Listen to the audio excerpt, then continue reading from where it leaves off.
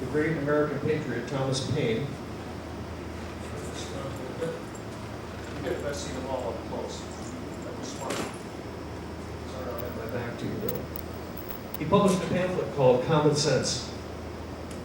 That has been credited with swaying public opinion towards complete political independence from the British Empire, whereas before then it was hoped by most colonists, the majority, that some accommodation short of that could be reached. Among other stirring words, Paine said in that work, "We have it in our power to end the world over again."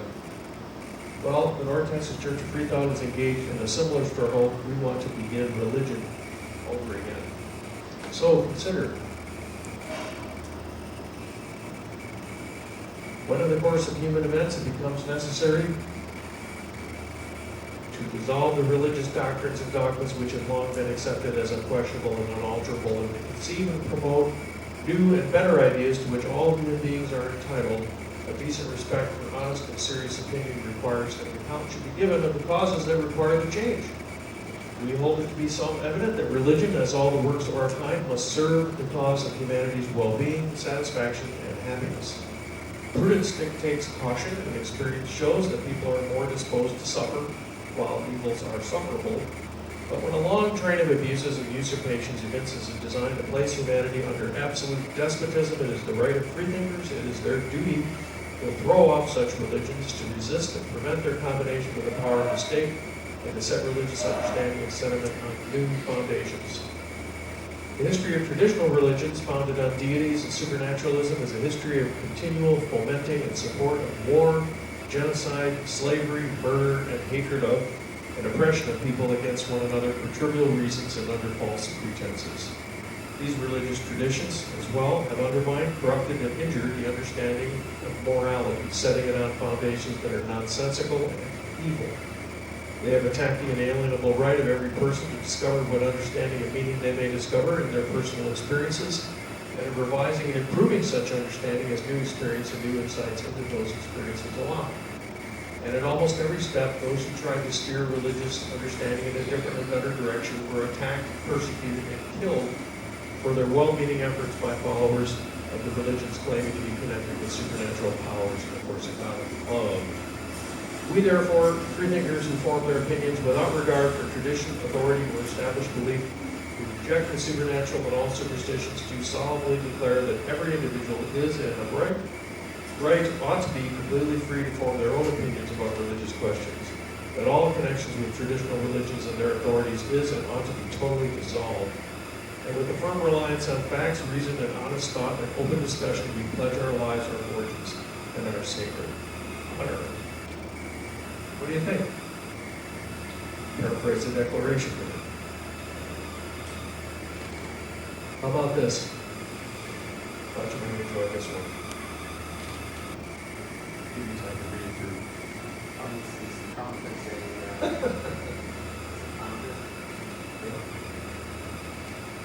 Can you all read that? When in the course of human events, and I know human events, okay, it becomes necessary for one people, and a lot of people believe that to dissolve the political bands we trained for that and held us down. Am I right? America doesn't win anymore. We don't win with the British. We don't win with the Indians. Yeah, I gotta say, I wonder if it's not too late to get Thomas Jefferson to write. Well, today, July 7th, besides being 3 days past the July 4th Independence Day observation, is the date in which, in 1456, a retrial of Joan of Arc by French Christians acquitted her of heresy and declared her a martyr. And she got canonized as a saint later. It was a little too late, though. Joan of Arc had been burned at the stake in 1431, so like 25 years before, by the English Christians. You see how that works? They're all Christians, they all worship the same God, so add that to the list of abuses and usurpations of supernatural religion. Come on, sit down. I have back issues, so. Oh, it's better, more comfortable? I know what that's like. Okay, fine. And interestingly, by the way, is that one scholar asserts that no person of the Middle Ages, male or female, has been the subject of more study than Joan of Arc. So feminists rejoice. Yeah. She was only 16, I understand. That's right. Yeah. And she had her vision and started leading the armies. July 7th is also the date in 1702 on which William Stoughton died. This guy And there's the Salem witch trials. He was a colonial magistrate and administrator in the province of Massachusetts Bay. He actually acted as governor for 6 years. Importantly, he was the chief justice of these witch trials in Salem in 1692, which those of you who've been attending the church know that we kind of really feel like that's an important episode in American history. So Stoughton accepted the spectral evidence, that somebody could point out, I see the devil hovering around him, and that was evidence that was going to be accepted in court. Other people were very uneasy about that, and unlike some of the other magistrates, Stoughton here never admitted the possibility that he could have been misled by such quote-unquote evidence. Also on this date, in 1898, President William McKinley signed a congressional measure that annexed Hawaii as a U.S. territory. Hawaii became the 50th state, of course, in 1959. And how many of you ever said that something was the greatest thing since sliced bread? Well, it was on July 7th, 1928, that sliced bread was first sold. Wow, that's pretty late. Less than 100 years.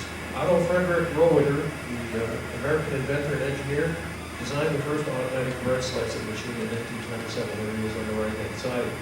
His machine also applied a wrapping to the slice mold. It was first used and sold for the first time July 7th, 1928 by the Chillicothe Baking Company of Chillicothe, Missouri. Anybody been to Chillicothe, Missouri? Don't know that place. Sliced Wonder Bread first made its appearance a couple of years later in 1930. Interestingly, at the time, there was great concern about buying sliced bread. They thought it would get stale faster and spoil and it's not have a shelf life.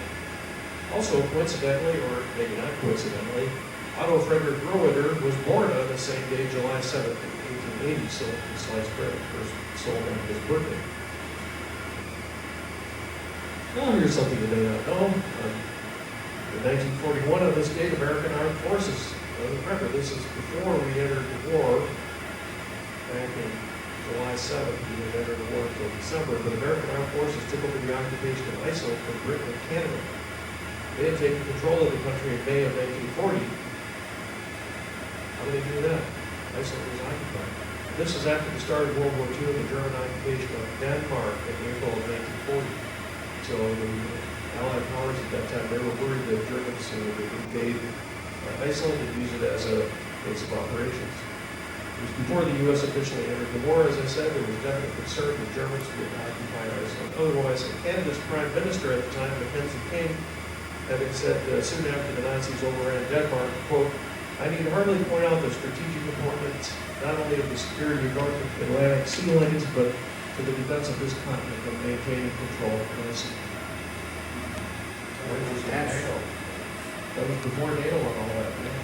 Did you know that, brother? You lived through those years. Did you know that Iceland was occupied? Bellis? Yeah. I had no idea that they did that before the U.S. was even in the war. Yeah, before we even officially entered the war.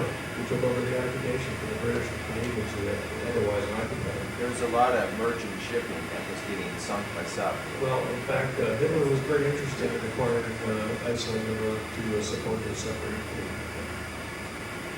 So, okay, also I just checking to make sure the right slide went up. On this date, 1981, President Ronald Reagan announced that he would nominate Sandra Day O'Connor as the first woman justice of the U.S. Supreme Court. Anti-abortion rights groups immediately objected and strongly opposed the nomination because they suspected correctly that O'Connor would not be willing to reverse Roe v. Wade.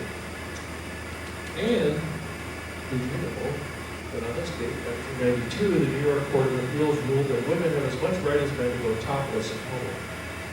This case stemmed from women who deliberately took off their shirts in public in 1986. One of the two women who challenged their convictions to one observed that women's breasts are very, very powerful, quote unquote. So if you're a woman, you have breasts, which are very powerful. So why the history mentions at our service you may ask? Well, we should do a whole service on history. If you haven't done it occasionally in the past, then we should do it as it relates to what we do with religious questions. It really does relate to our non-supernatural and rational outlook on what it means to be human, to what we take religion to legitimately be. There are lots of thought-provoking and pithy sayings and observations on history that show this. So, for example, Robert Heinlein, a science fiction writer, it happens was born on this date, July 7, 1907. How about that? generation which ignores history has no past and no future. Martin Luther King said, "We are not makers of history, we are made by history." And writer-editor Simran Khurana, a woman, said, "History's frozen music is like a mute sentinel who helps cultures survive. Victories and failures, traditions and heritage make history ever-changing. Yet history remains the same." This is a very important quote because we'll see later how history changes and that it remains the same, right? It's frozen music. Consider that the Bible contains a lot of historical narrative. Yes, it's mostly boring and much of it is provably false or fable. People have compiled huge lists of mistakes and discrepancies just on those narratives after history of how many people, how many soldiers, how many were killed, blah, blah, blah. Those passages definitely show the Bible is not without error, as fundamentalists claim. Muslims also like to point this out, and at the same time while insisting that their Quran is a perfect book. But it's no accident that these things are there in the Bible. It's not irrelevant. It's not meaningless fluff. There are reasons for those things being there. And certainly for devout Jews who observe Passover and celebrate an escape from Egypt that never happened. This pseudo-history nevertheless holds deep meaning and forms a part of their identity and how they perceive and think of themselves. We freethinkers, of course, are not so constrained. Many unbelievers find the history of how the Bible got written, assembled, and redacted, by whom and for what purposes. We do find that a fascinating subject. But we don't get angry, although we may be somewhat puzzled, disappointed, or even saddened when we find out that what we thought we knew about history in other respects is not quite right. Or at any rate, not that the whole story is the only way to look at things, and I think I will surprise you in this way a little bit later in the service. The important thing about history is that it moors us to the present. Learning about the past and trying to understand it connects us to our ancestors and to each other today. It gives you context to life as we know it. But without such context, it would be difficult to question, much less challenge, the dogmatic reality of the way things are and the presumption that the way things are is just normal and the way things ought to be. When we consider all the foolish things that people once believed, the mistakes they made, and even the atrocities they committed or endured, and even ate bread that was not sliced. The mistakes they made, even the atrocities, we must remember that our ancestors were intrinsically no more foolish, no more error-prone, and certainly no more cruel or inconsiderate than we are today. It's just they lived in a different context. And it should cause us to wonder what our descendants will come to think of us. In what way will they come to think of us as foolish, negligent, gullible, and even cruel? And this is why, or some reasons why, I've been opening with some of this on this day in history material. And our main topic today, as is often the case, references historical events as well. Oh, one more thing. It's World Chocolate Day. 10th anniversary of its observance, in fact, which may or may not relate to the date that chocolate was introduced into Europe in 1550 from the Americas. Chocolate is like the Native Americans, came from America, the Americas. Now, how do you think World Chocolate Day is celebrated? Why, of course, you eat chocolate. And you brought us some chocolate milk, right? Yeah. So you knew about it being World Chocolate Day. Red chocolate. Red chocolate. And red and white. So this is our creed, or what we aspire to. Do you agree?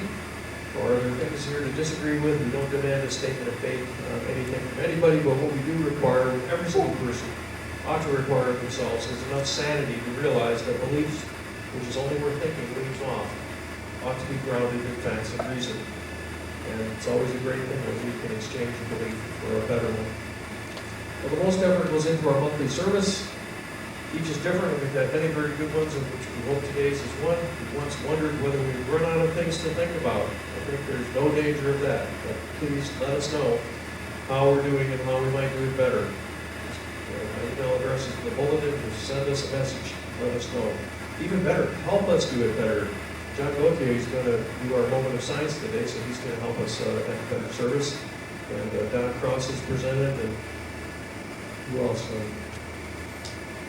Merlin's presented, and other people aren't here today. We have other things going on every month as well. We have game night every Friday at the IHOP on I-35 and Northwest Highway. And on non-first Sundays of the month, we have our salon, kind of an unstructured discussion, conversation over breakfast. If you get there early enough, you can buy the hotels. They have made-to-order omelets, and you can have a really good breakfast if you're hungry. It's kind of expensive, so if you're not hungry, you can bring your own stuff. They don't care, it's not a restaurant, they don't care if you don't buy it from them. The food goes away though at 10:30, so if any of us get there about 10, we can have something to eat. We're usually there until noon or later. This is all on the back page of the bulletin, which if you lose yours is also available on our website. And you can always do more. It takes people to come up with ideas, and when it's more important, put the ideas into action. Give it some thought. It could be just a one-off, do it one-time type of event. We would help you publicize it and try to drive people to that. You can always do more. Put your free thinking into action and enjoy the rewards of helping in some way to push the world in a better direction. We always need volunteers to assist Kip and Marlon here. We do the child care for anybody who brings kids who often don't have them here. Today is an example. But it's pretty simple. Just show the kids a good time so that they'll want to come back. We also always want volunteers to help appreciate those. We appreciate those who manage the AV equipment. John Hendricks, there he is, who brought all the AV equipment. Edwin Pegalo, who's not here today. John Gaudier is our videographer, and he's going to present the moment of science today too. So very doable and rewarding, if not in dollars. You all are this church, and I encourage you to think of how you can make use of it to do good things. If you think, like most of us, that there's something seriously wrong with the traditional religions, help us do religion right. So next we have a moment of science. John Gauthier, come up and you just like, touch your neck and I'll advance the slide. Every time you see the book, Oh, okay, all right. That sounds fun. I'm just trying to pay attention. so that everybody can see. Good. Here, have the talking stick. I'm John Gaudier.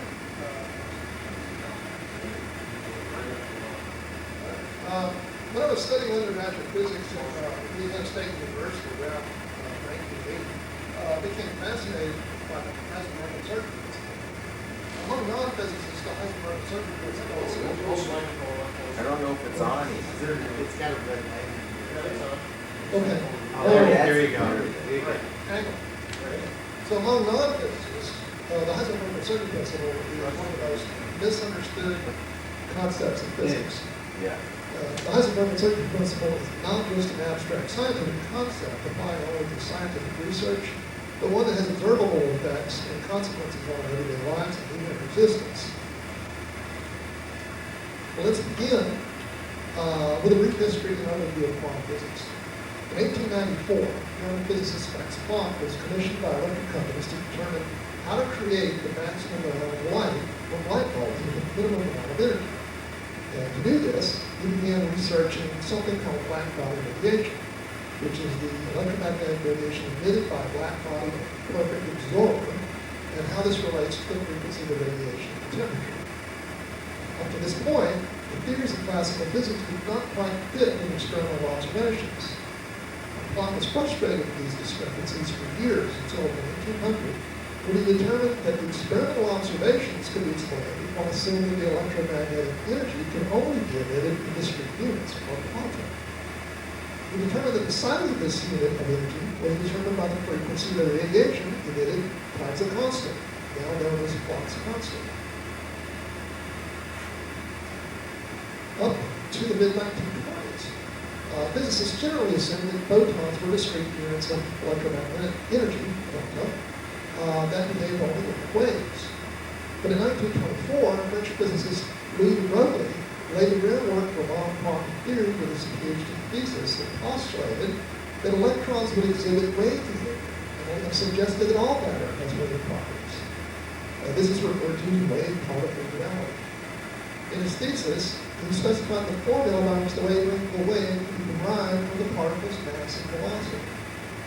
The wave behavior of electrons was experimentally confirmed by the Davidson-Germer experiment in 1927, which demonstrated that electrons scattered by a nickel crystal are distributed in a wave diffraction pattern, which is previously only demonstrated with photons. In the Davidson-Germer experiment, an electron beam is directed at a crystal empty target, which scatters the electrons. By moving a detector around the target, the distribution of scattered electrons can be measured. The resulting distribution reveals a wave pattern of constructive interference from which the wavelength of electrons can be determined.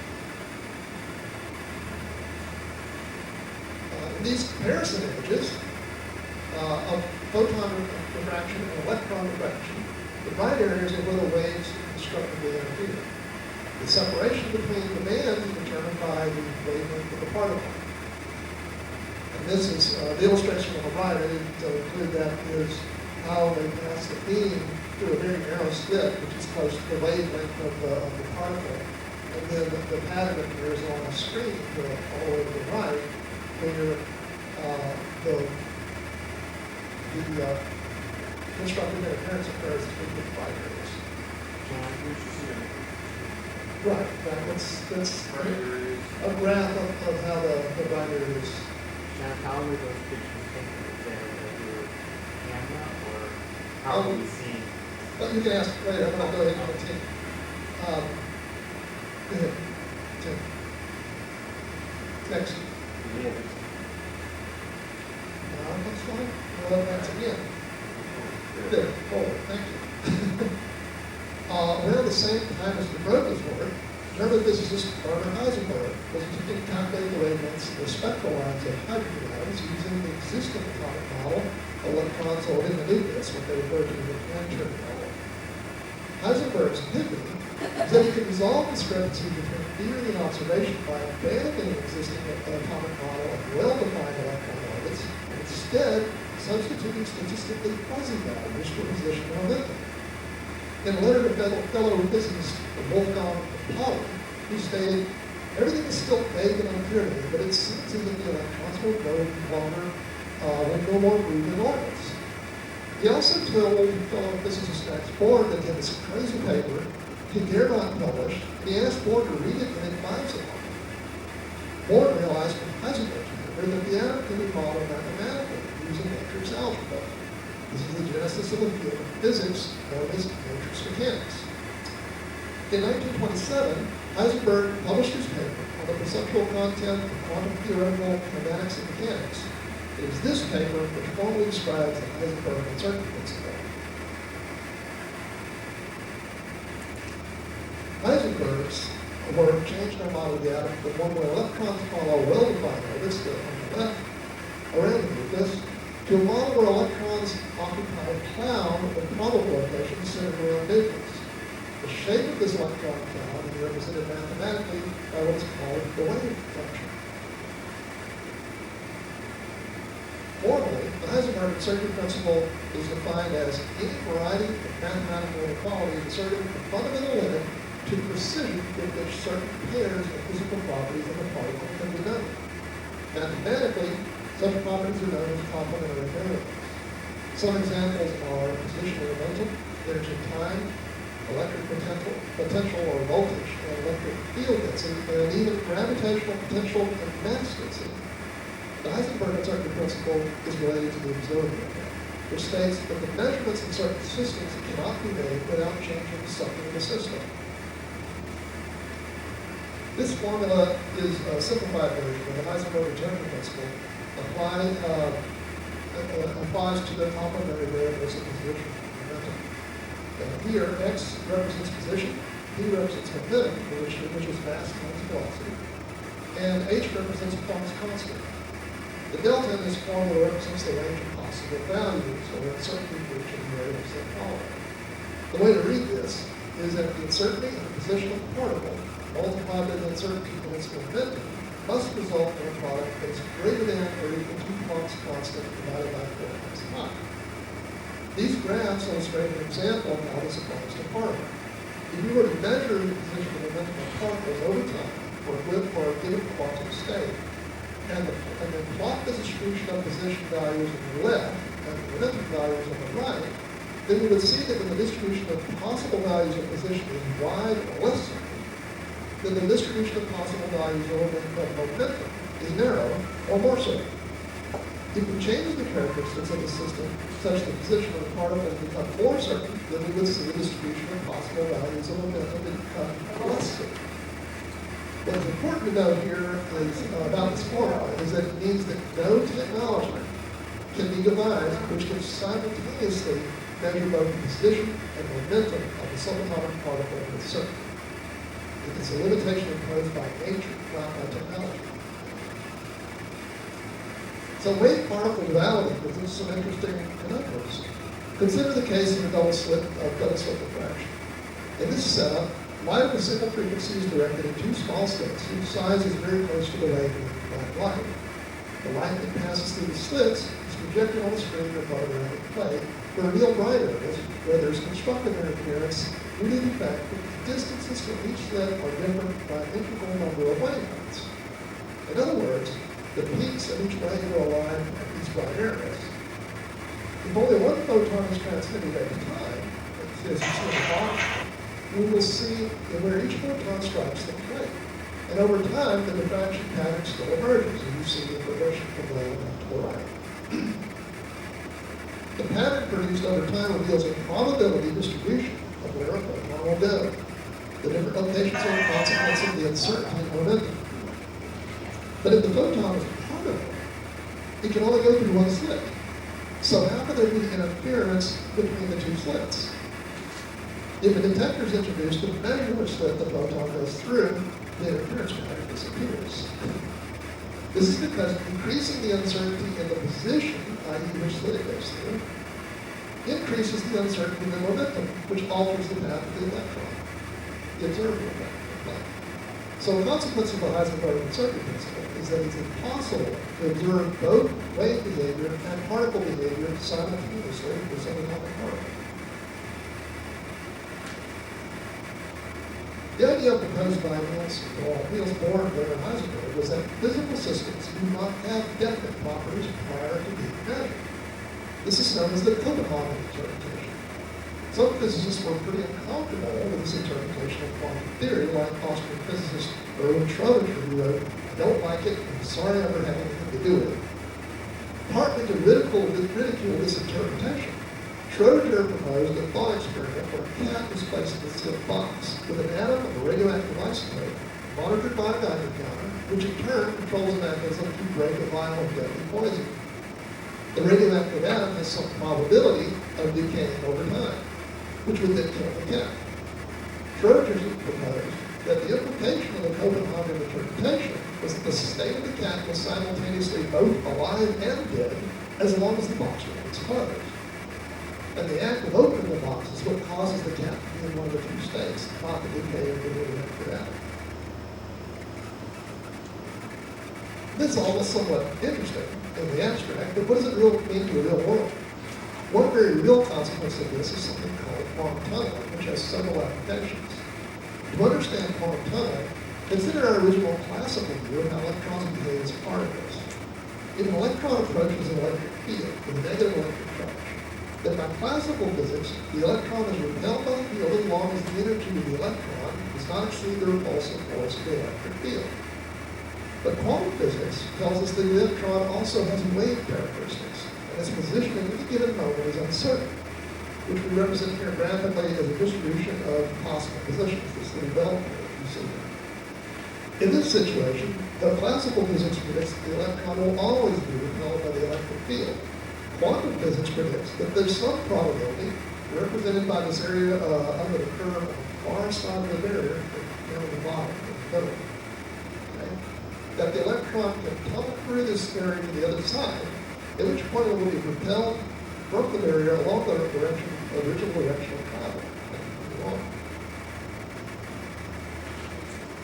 The quantum tunneling effect has been applied to the design of certain types of semiconductor devices called tunnel diodes.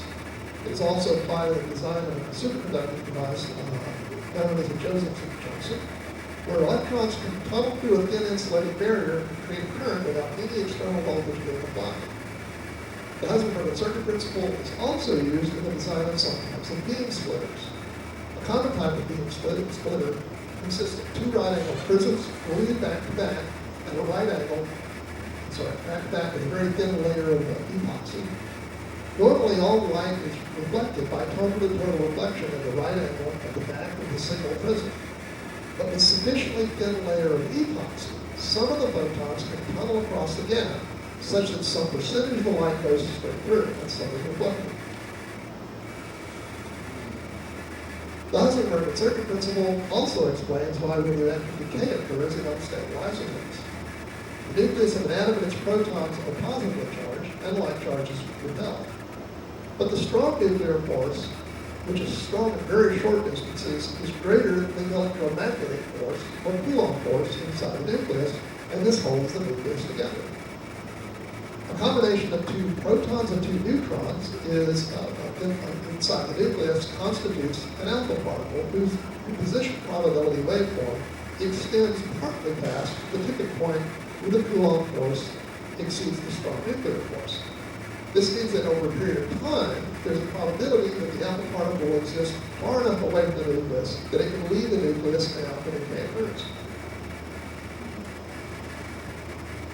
Have you ever considered the question, why, if electrons are positively charged, the nucleus of the atom is negatively charged, is the electron not get pulled into the nucleus? Well, the Heisenberg circuit principle presents this for happening. An electron falling to the nucleus of an atom significantly decreases its uncertainty in position, i.e. it will be in the nucleus, so to say. Because its position, yes. This means the uncertainty in momentum must necessarily increase by the same factor. So over a very short period of time, the electron will probably obtain momentum which is large enough to escape the whole nucleus. The Heisenberg circuit principle also explains why the electron requires about 100,000 times more space around the atom than the nucleus does. An electron is about 2,000 times less massive than the proton in the nucleus, which also means that its momentum is typically very small, because momentum is a product of mass and velocity. A small momentum means that the momentum uncertainty is typically also small, which means the position uncertainty must be correspondingly large. So the probability distribution of an electron is very large compared to the size of the nucleus. One of the more bizarre consequences of the Heisenberg circuit principle is the spontaneous creation and annihilation of virtual particles in a vacuum. Two properties that form complementary variables are energy and time.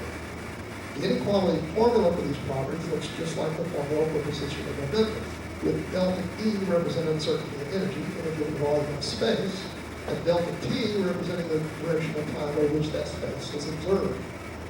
This means that the energy content of that volume of space over very small intervals of time is uncertain and cannot be precisely determined. In fact, there's no such thing as total vacuum, because it would have to have zero energy, and zero is a very certain value. So in order for any energy to be present in this space, it needs some form of subatomic particle to exist there. So over a very short period of time, pairs of virtual antiparticles are spontaneously created in a vacuum. By classical physics, this would violate the conservation of energy, but they annihilate each other within the short interval defined by delta T for a net gain of zero energy. There's actually well-documented indirect evidence that this occurs by observing the buffeting of existing electrons by these virtual particles. You may have heard this term referred to as zero-point energy, and some believe this can be exploited for infinite supply of free energy. But again, this process does not violate the conservation of energy. It's simply a temporary reprieve. And most serious physicists therefore believe that it can never be any source of energy. Now, that's the end of the presentation, but let me wrap up with a little bit of humor. Heisenberg and Schrodinger are riding in the car. Heisenberg is driving, and they get pulled over by a cop. The cop walks up to Heisenberg's window and says, "Sir, do you know how fast you were going?" He says, "No, I knew exactly where I was." So, okay, that's kind of smart ass. You pop the trunk over. So the cop goes back, checks the trunk. And he walks back up on the Schrodinger's side of the car and says, "Sir, do you know you have a dead cat in the trunk?" The Schrodinger says, "Well, we know now." That's it. That'll kill my business. So this means we're all Schrodinger wave functions. It's very complicated. Very large number. Yes. Yes, Don. Yeah. So, a couple of things. First of all, thank you for that presentation. It's really so much, a lot of really amazing detail. So I had two questions. One is, back to what I was asking, those pictures that you were showing. Are those, so I think I got the answer to that. That's right. Okay. Is that they weren't, they're taken through like, they're not just taken through regular cameras, they're. Well, the diffraction pattern is easy. You just have, go a completely dark room, and you've got a project light, one photon at a time on a slit, and it goes out the other side, and it's the photographic plate, you've got a little dark. Target can actually be a piece of photographic film. Right. I see. And the other, I guess, I don't know if it's a question or a statement, but, it's really a lot more complex than I thought it was.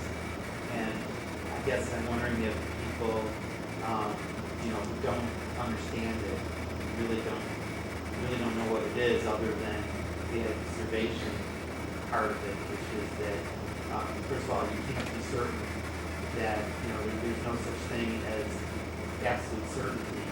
And the second thing is that,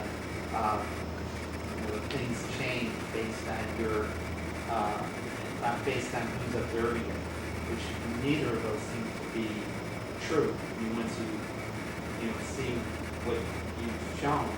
Well, this is based on who's observing it. I think you're referring to Einstein's general theory of relativity. That it says you observe different results depending on which inertial frame of reference you're observing. Right. But the thing that what I think we're aiming for is the observer effect, which, and this is kind of the important point of the presentation, is it says that most people think, well, I could just figure a way around that. I could, if I want to observe something, it affects the outcome. But I could just come up with a different technology to do it. Nature says, no, you can't. It's not permitted. If you change one of the complementary variables by observation, the other one changes with it. And you cause things to happen. John, does superstring theory have any bearing on all of this? Because it seems to me like Neil deGrasse Tyson, people know who that guy is, has suggested that string theory and the idea of hidden dimensions could account for this sort of odd, hard to get your mind wrapped around it behavior. I don't really know. I mean, I think other than the fact that I think one of the things that string theory basically states is that every subatomic particle has a vibration associated with it. And therefore, Well, there's this theory that there's like higher dimensions and they kind of bump into each other and create brain theory. Yeah, brain theory. brain, E-R-A-N-E. E-R-A-N-E theory, yes. Well, thank you very much. Certainly think that sort of thing has a definite religious connotation. I mean, the mysteries of Christianity or any other religion are just nothing compared to that. And I think of the saying of the late physicist Richard Feynman, who said, whoever says they understand quantum physics doesn't understand it. So, well, do take a look at this month's bulletin. It concerns some controversial issues that are also very important. Yet the public discourse about them has been mostly unproductive because it's become rigid and stale. We were talking about this a little bit before the service. People take a point of view for or against and then paint any other view as destroying the nation or racist and so on. Well, interestingly, and while I was putting the service together, about a week ago I caught a piece on NPR. And I thought it pointed up an important aspect of this dissolving political bands, as the Declaration of Independence put it, on the personal, individual level. And the bulletin talks about this too. And after all, it's this personal, individual, subjective level of experience that is the real substance of religion. Listen to this short clip and tell me if you don't think that it does relate to this idea of... Okay, I've got this screen, it's not going to show there. So it's a little piece of NPR. They don't really have as much insight as what we're drawing out today, but still interesting, and you can put the two and two together. Any Canadian. Yeah. It's almost to the degree of like erasing, you're like, oh, okay, like forget that I came from another place. Like, let's just erase all of that. Yeah, and I think about that and how assimilation to me has always seemed like a sad word. Like, like a giving up of something to be Yeah. somewhere, you know? Yeah.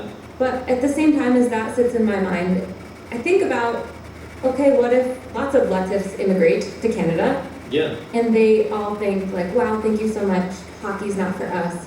And now suddenly hockey is no longer the thing that holds social capital, and in some way Canadian identity loses that thing. And now it's That now also it's feels sad. Kabaddi or some Indian sport or something. Yeah, and I don't know where to put that. Yeah, like I get that. I get that feeling, like where you're like, oh, like this is a thing that I love, and all of a sudden now there are people here who don't love the thing that I love, and my love is being diluted, or like my, or even potentially supplanted, and that, like, I think that's a fair thing to feel.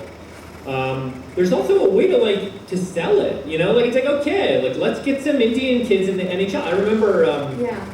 there was this guy, Manny Malhotra. Hold on, is he still in the NHL? I was like obsessed with Manny Malhotra. He was like an Indian Canadian guy who was like a hockey player, and I was like, oh yeah, cool. Like if he's in there, like I can start to feel my way into it. And I think it's just a matter of like, sell it, like share with me why you think this is so great, and let me have some purchase in it, you know. And then all of a sudden, like I'm gonna love it. Like I will. Definitely relates to religion as personal, subjective experience that we share with each other. It's not science, any kind of deductive thing we can engage in, but this whole idea of immigration and so forth, there's a lot of dimensions to it that I think are very interesting, especially when you start thinking about it from the point of view of people that come here, which I've unfortunately had a good opportunity to observe since a fair number of patients who are actually Somali refugees. Anyways, moving on. I'll leave it open things if it's on this right here.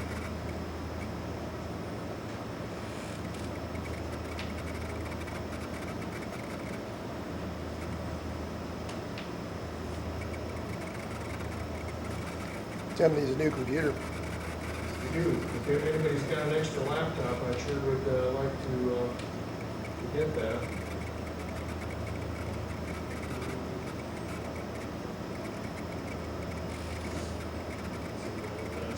There we go. So, dissolving political bans. What's lost, what is gained. So, the story, and what time is it now? We're probably going to be running late. Does everybody mind that? You having fun? All right. So the story we were all taught as children was that the American Revolution was a result of oppressive taxation by the British Crown. You know, that nasty old King George, the result of his obstinacy and so on. The colonists objected and said, no taxation without representation. Well, to be fair, with an ocean between England and the colonies, and how long do you think it took to travel each way? 6 to 12 weeks. It wasn't very practical for the colonists to participate in British politics. Edmund Burke, famous Irish statesman and philosopher, 1729 to 1797 he lived. He was often cited as the father of conservatism, but he understood what was going on, and he opposed the British policies that were rankling the colonists. So when it came, he approved of the American Revolution, although he very much disapproved of the French Revolution that followed. But Burke was not completely on board with the declarations all men are created equal. In fact, Burke decried what he called, quote, the rage for equality, unquote, on the part of the British Parliament, which sought to impose the same taxation on the colonists that British citizens in England bore. That is, the taxes that the colonists objected to were in essence the revocation of their special exemptions from those taxes. Those exemptions are probably justified, though, given the ocean between the colonies and England, and given that the colonist trade was restricted by British policies. That was one of the complaints in the Declaration. That is, England got its special privileges by being able to monopolize trade with the colonies, almost certainly as prices disadvantageous to the colonies. And the colonies, with more diverse and developed economies, especially in the Northeast, were well aware of this. And that's why there was smuggling going on in the colonies at that time. A great deal of smuggling, in fact. One thinks of the Casablanca. There's gambling going on in here. I'm shocked. The son of John Hancock, for example, Thomas Hancock, along with many other notables, were heavily involved in smuggling. The Molasses Act of 1733, we weren't typically taught about that in school. This was one of the harshest trade laws imposed on the colonies. It placed prohibitive duties on molasses and sugar shipped to the colonies from the Dutch, Spanish, and French West Indies. Additional trade regulations followed on the in the subsequent decades, and we see this mentioned again among complaints listed in the Declaration of Independence, accusing the king of cutting off our trade with all parts of the world. These were the reasons that led to the drive to dissolve the political bands between the colonists and the British Crown and Parliament. But wait, there's more. One is hinted at in another of the listed complaints in the Declaration of Independence. He has endeavored to prevent the population of these states, for that purpose obstructing the laws for naturalization of foreigners, refusing to pass others to encourage their immigration hither, and raising the conditions of new appropriations of lands. Well, there's a story to be told here. First of all, between 1750 and 1776, the population in the colonies just about doubled. So they were getting tons of immigrants. Imagine the people that objected to that. They just the opposite. They wanted immigrants. But what they're referring to here in a more subtle way is the land speculation that began really with the first settlements in America. By the time of the 18th century, many of the most prominent colonists were actively involved in this. It's not an accident that George Washington, as well as Thomas Jefferson, and Jefferson's father, Peter Jefferson, as well as many other prominent colonists, were land surveyors. George Washington had in this way acquired large properties in Virginia, Pennsylvania, and the Ohio Valley. And the Ohio Valley was really not officially open for settlement, but they were there. They were deciding what to do with that land. It was well understood by all at the time that large amounts of land to the west were sitting there, just waiting to be acquired and sold to new settlers. So that's why they needed the buyers. Here's an excerpt from Encyclopedia.com's entry on land speculation in the early Americas, I think quite interesting. The largest purchase and the most stupendous fraud was the sale in 1795 of 21.5 million acres of western lands in the Yazoo River country by the legislature of Georgia to 4 companies for 1 1/2 cents an acre. The next legislature canceled the sale, but the purchases frequently innocent third parties waged a long fight to secure justice, claiming that the obligation of the contract clause in the federal constitution prevented the Georgia legislature from reversing that original sale. The Supreme Court in Fletcher versus Peck agreed with this interpretation. But I'm willing to bet that most of you have never heard of this Yazoo fraud, even though notables at the time, including Thomas Jefferson, John Randolph, and John Marshall, played prominent roles in the matter. Anybody know where the Yazoo River is? It's in Mississippi, which was one of the lands to the west of Georgia and what would become Alabama. The original colonies that were on the frontier tended to view those lands to the west as theirs. Those colonies had strong motivations to dissolve the political bands that kept British control of those lands because they wanted it. Well, there was another, so that kind of shows that. There was another very troubling motivation for colonists to dissolve the political bands holding to Britain, and it may be connected to why all the important events of the American Revolution seem to have taken place in the Northeast. Look at the map there. The Boston Tea Party, Paul Revere, Bunker Hill, which is actually supposed to be Breed's Hill, it turns out. Washington's crossing the Delaware, wintering at Valley Forge. All these things took place in the North, not the South. What were the motivations of the South for participating in the American Revolution? Never hardly even brought up. I guess they just loved the people of Massachusetts or something. There was action in the South, including Benedict Arnold's destruction of Richmond, Virginia in 1781 after he defected and joined the British side. And the greatest victory for the British during the war in 1780, let's not tell any children about this, was the siege and capture of Charleston, South Carolina. And there may be somewhat of an explanation of there not being much of the history and famous quotations of the American Revolution coming out of the South. Do you know or have heard of the deleted clause among the list of complaints in the Declaration of Independence? Who's heard of that? Anybody? Yeah, well, Don's heard of it. Good for you. He's a real scholar. Jefferson wrote this clause, but the southern colonies strenuously objected, and it went like this, speaking of King George III. He has waged cruel war against human nature itself, violating its most sacred rights of life and liberty in the persons of a distant people who never offended him, captivating and carrying them into slavery in another hemisphere, or to incur miserable death in their transportation thither. This piratical warfare, the opprobrium of infidel powers, he's referring to the Muslims who were basically selling the slaves, is the warfare of the Christian king of Great Britain. Determined to keep open a market where men should be bought and sold, he has prostituted his negative, or suppressing every legislative attempt to prohibit or arrest in this execrable commerce, and that this assemblage of horrors might want no fact of distinguished guide, he is now exciting those very people to rise in arms among us and to purchase that liberty of which he has deprived them by murdering the people on whom he has obtruded them, thus paying off former crimes committed against the liberties of one people with crimes which he urges them to commit against the lives of another. How's that? Strong stuff.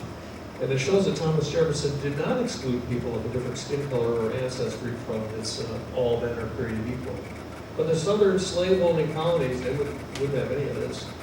It was either sacrifice their cooperation and support and endanger the goal of dissolving the political bands with Britain, or delete the clause and, as is said today, of serious problems left for the future, kick the can down the road.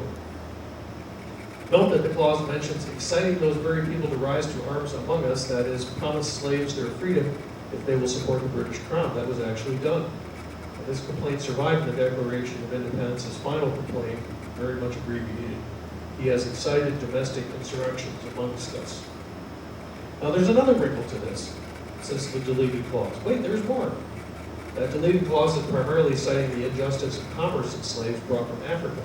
Not only did some Americans at that time look forward to taking over control of that profitable slave trade themselves, but there was a growing sense that imported slaves were more likely to revolt or run away than those who were born into slavery in the Americans born in captivity. In other words, many slave owners preferred to breed their own slaves rather than purchase imported slaves. And we, of course, shudder today at the idea of people not only treated as livestock, but being bred for the purpose, just like livestock.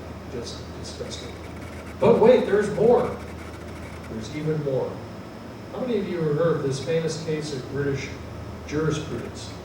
Anybody heard of this? Don, the scholar? Never heard of it. Amazing.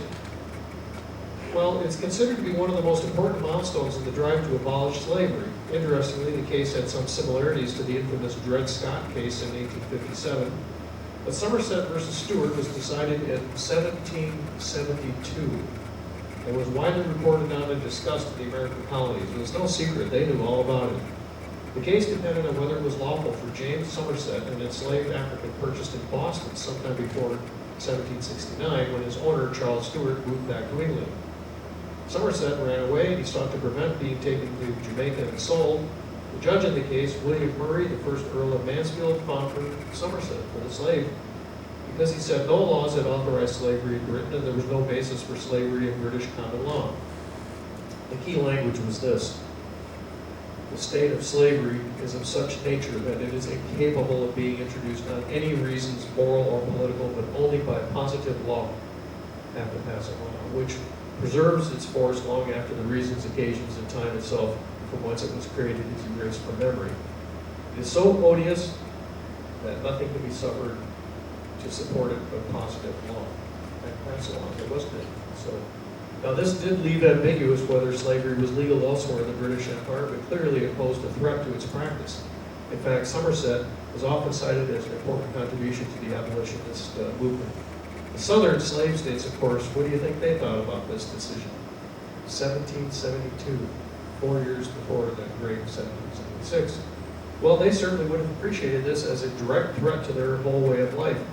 After the Revolution, they rapidly expanded the territories practicing slavery, whereas the Somerset case was an impetus in the northern states to abolish slavery. This began in Vermont in 1777 and ended with New Jersey in 1804. Now, it cannot be said that now you know the rest of the story, because there's always more to the story. But I think many of you now know more than you did before coming to church today. How many attendees of the other churches in town can say that, the traditional supernaturalist churches? Do they ever learn anything new, really? I don't know, I suppose so. But please think about it. We'll have any question and answer discussion. we have a little musical interlude we'll end with. I'm amazed that that particular decision was not brought up earlier. I mean, it's 1964. Yeah, Embedded in the Constitution that, that fugitive slaves anywhere, that they have entitled, the owners have entitled to be able to retrieve them and bring them back. And that was in the Constitution.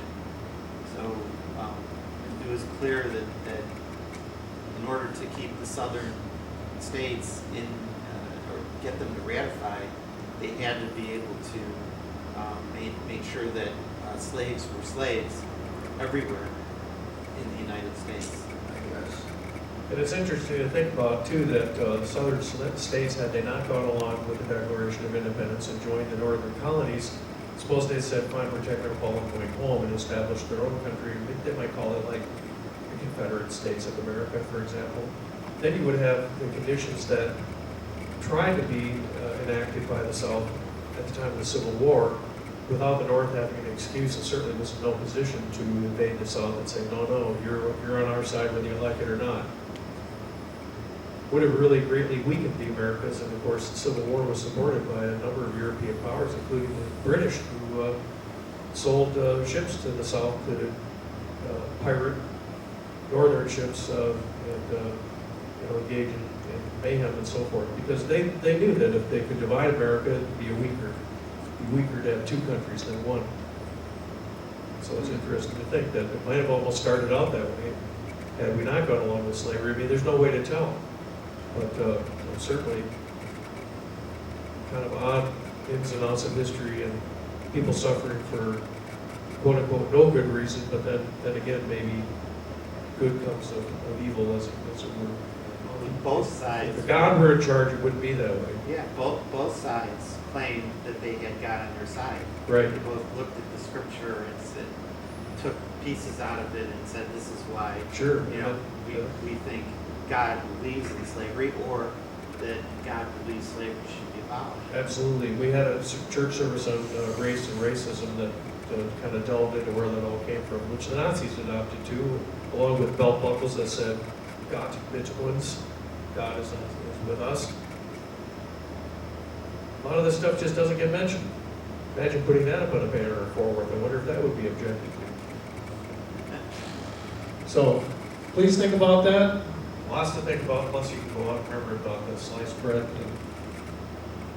And a little musical interlude here. You do toggle over to, oh, wait a second. Sorry. I believe that bread slicing is, I'm as old as the bread slicing machine. And it put a wrapper on it, and it put a wrapper on it too. Wow. Yeah, they packaged it at the same time. Tim, did you want me to say something? At least you're not rapping. Oh, People are just lazy. Won't even slice their own bread. Oh, yeah, but I understand because I used to have homemade bread. It would just a lot of crumbs and I've sunny. spoken with Don ahead of time about. What happens if you lost your knife?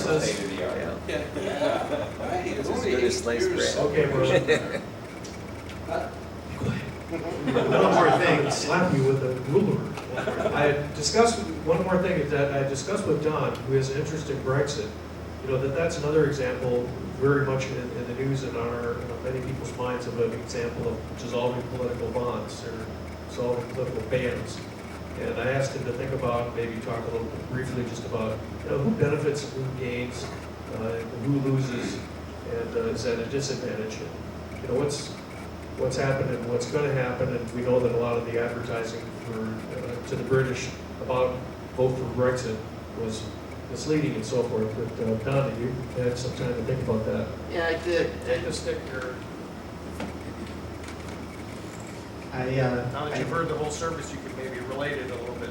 Well, yeah, I mean, I tried to think about that, and we had discussed what you were going to talk about a little bit, and I taken some notes, but the one big glaring thing that sticks out to me is that Brexit, the question is, is there a relationship between the people who want to split their bonds from the government in Brussels, and the colonists wanting to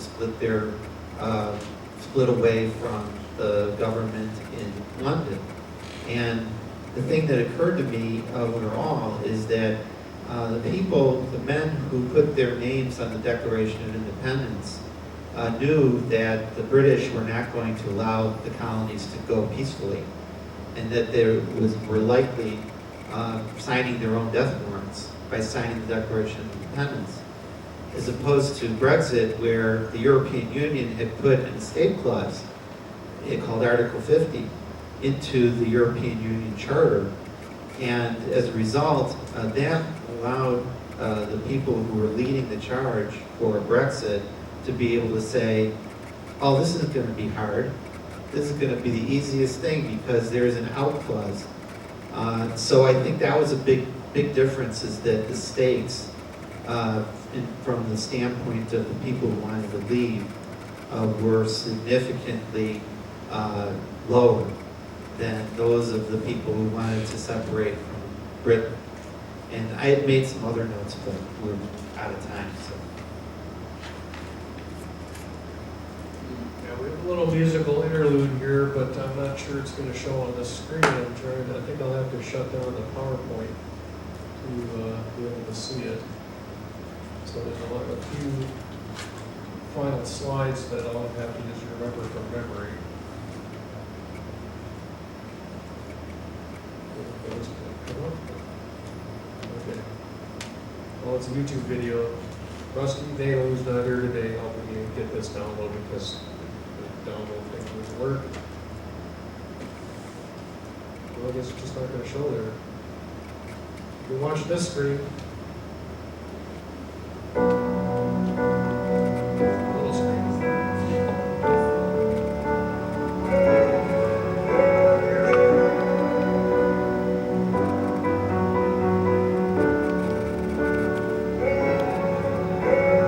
Halfway across the globe and we're standing on the ground. Screaming across the waves, you can't hear the sound.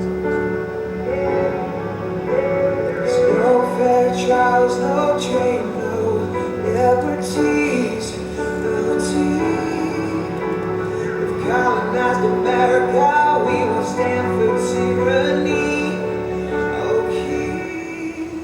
And it's too late to apologize. It's too late. I said it's too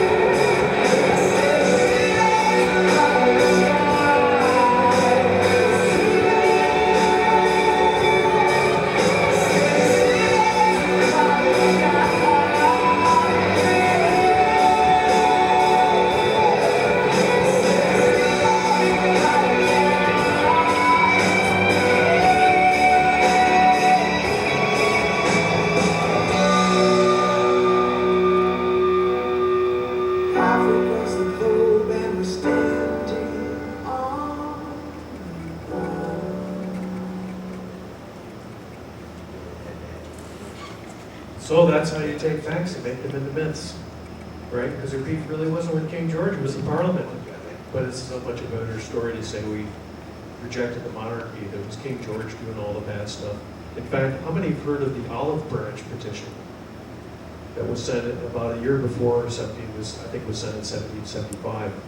And then basically the colonists wrote, the Continental Congress wrote and said, well, we'll swear allegiance to the king. We got no problem with you, King George.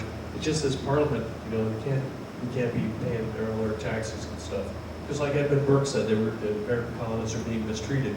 Well, that's like asking a king, to reject the Parliament. I'm sorry, but it was a constitutional monarchy at that point. There's no way King George could tell Parliament what to do. What would Parliament have thought about that? So, but it's great. It's a great story.